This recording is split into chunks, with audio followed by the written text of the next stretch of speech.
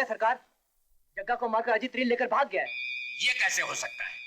अजीत को तो फांसी होने वाली है। वो शायद जेल से भाग निकला है। तुम सब लोग उल्लू के पट्टे हो। अभी तक डॉक्टर को नहीं पकड़ सके। अभी एक नई मुसीबत तुमने हमारे गले डाली है। चलो मेरे साथ।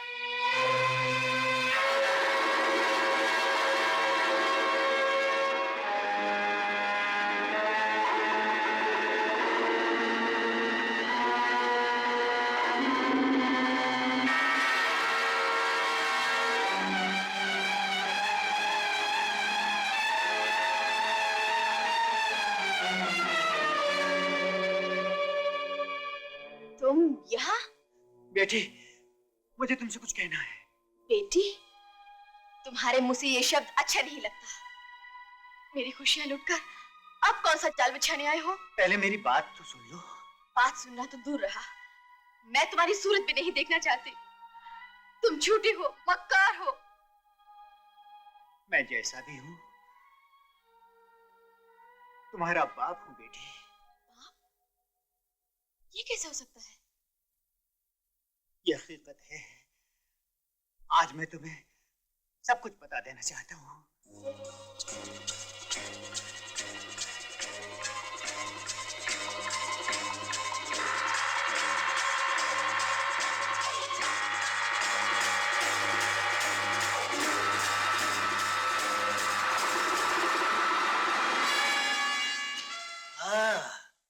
खून किया इस बदमाश ने और फंसाया तुम्हें।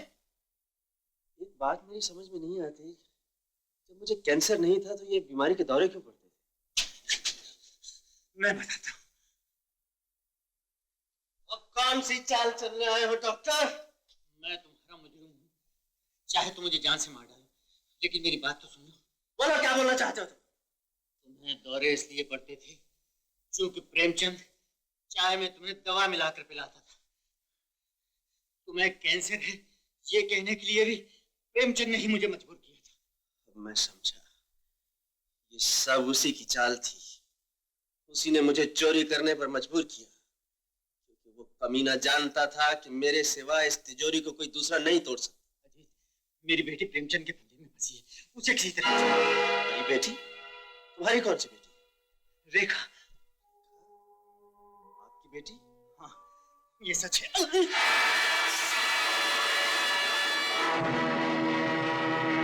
अभी मैं बताता हूँ। मुझ जैसा अक्लमंद तुम जैसे बेवकूफों के सहारे ही जिंदा रहता। प्रेमचंद, तुम्हारे गुनाहों का पैमाना भर चुका है। अब असलियत छुप नहीं सकते। असलियत वो भी तुम्हारे साथ चिता में जलकर भस्म हो जाएगी। निकालो रील। हरगिज़ नहीं दूंगा। डॉक्टर का हश्र तुम देख चुके हो। अगर 3 गिनने तक तुमने मुझे रील नहीं दी तो तुम्हारे दोस्त को गोली मार दूंगा। मुझे मरने दो दोस्त, लेकिन इस कुत्ते को रील मत देना। 1 2 अजीत, फिक्र नहीं करना। मैं तेरे जैसे यार के लिए एक बार तो क्या 10 बार मर सकता हूँ।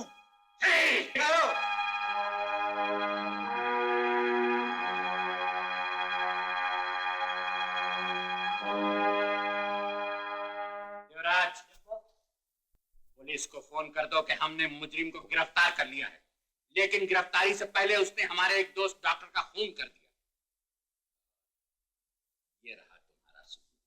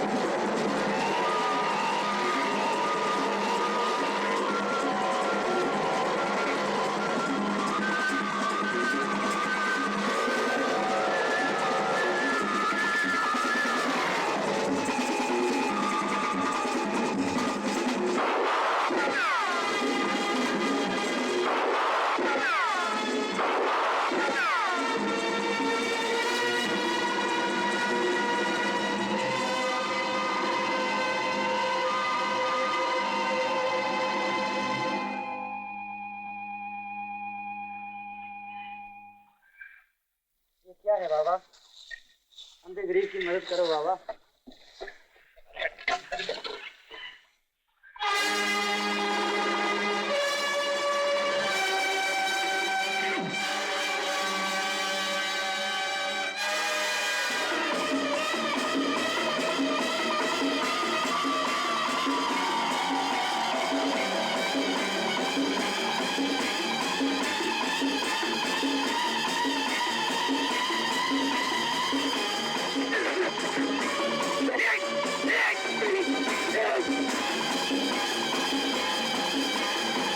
प्रेमचंद सेठ, मैं तो मरूंगा लेकिन तुम्हें जिंदा नहीं छोड़ूंगा।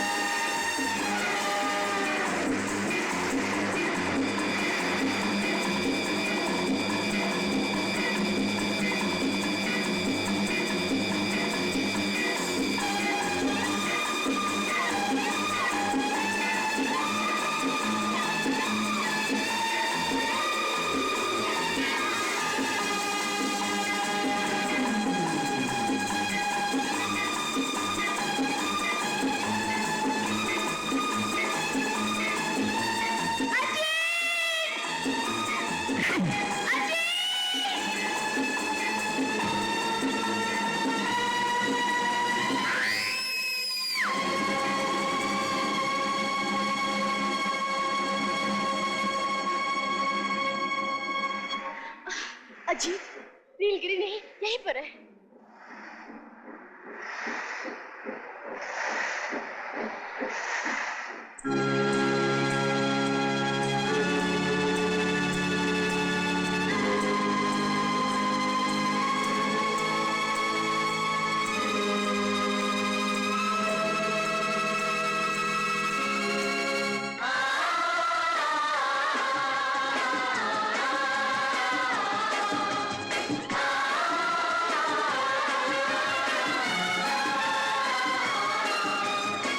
होते होते भी अनहोनी बात कोई ऐसी हो जाए,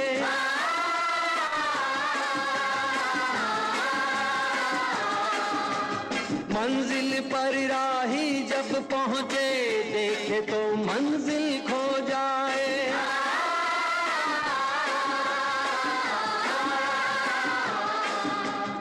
अभी हकीकत अभी है सपना, लिखने वाला जाने कहानी, कहानी किस्मत की, कहानी किस्मत की, ओ कहानी किस्मत की। कहानी किस्मत की, कहानी किस्मत की।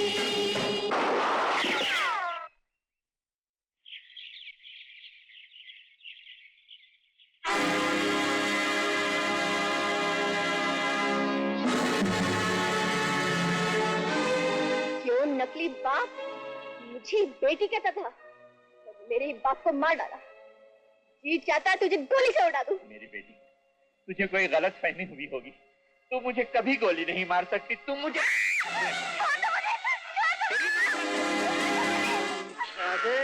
छोड़ दे उसे।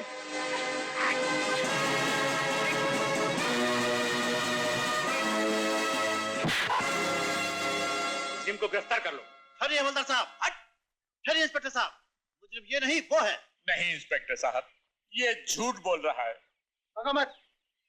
मुजरिम यही है इंस्पेक्टर साहब। भैया कहाँ है रील? अपनी बेगुनाह के सबूत इंस्पेक्टर को दिखा दो। ये लीजिए इंस्पेक्टर साहब। ठीक है, गुनहगार कौन है इसका फैसला रील देखने के बाद ही किया जाएगा। चलो मेरे साथ। हवलदार, प्रेमचंद को साथ लेके आओ। जल्दी लाना, ठीक से पकड़ के। रील चलाओ। तो यही है तुम्हारी बेगुनाही का सबूत? इंस्पेक्टर साहब, मेरी समझ में नहीं आता ये रील कैसे बदल गई। इंस्पेक्टर, इसे वापस जेल भेज दो। Yes sir. राम सिंह, गाड़ी लेके आओ।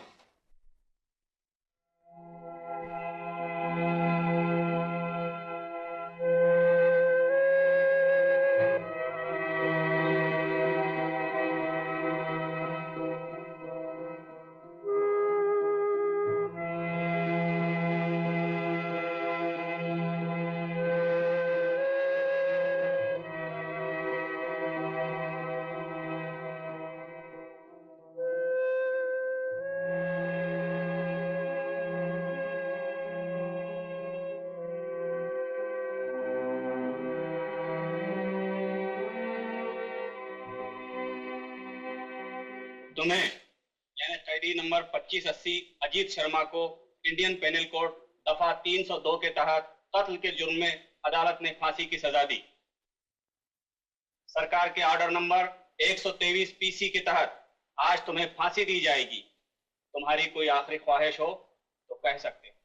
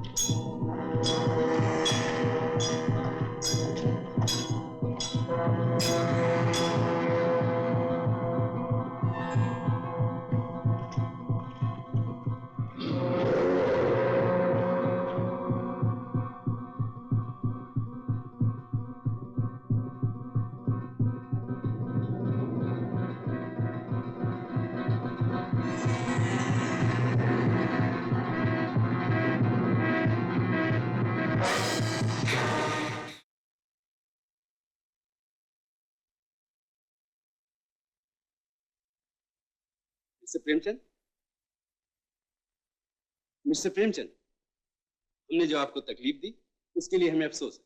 आप तशरीफ ले जा सकते हैं। जाने दे, मैं कैसे छोड़ दूं? मैं छोड़ दूं, मैं जाऊंगी, छोड़ दो मुझे। कौन है?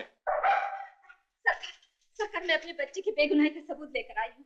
ये रील देख लीजिए। What is all this? Commissioner साहब, हमारी कुत्ती बहुत होशियार है। इसने असली रील फोटोग्राफर की दुकान में छुपा दी थी और दूसरी लेकर भाग गई। ये देखिए, यही है वो असली रील। ये औरत सरासर ड्रामा कर रही है। सरकार, मुझ बेवा का यही एक सहारा, इस सहारे को मत छीनिए। एक नजर देख लीजिए, मैं आपके हाथ जोड़ती हूँ सरकार, आपके हाथ जोड़ती हूँ। कमिश्नर साहब, प्लीज।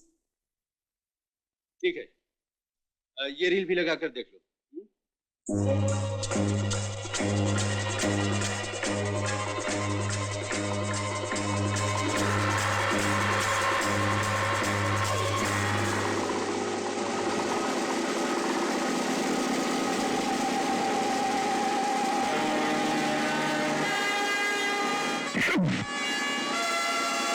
इंस्पेक्टर, पकड़ लो इस कातिल को।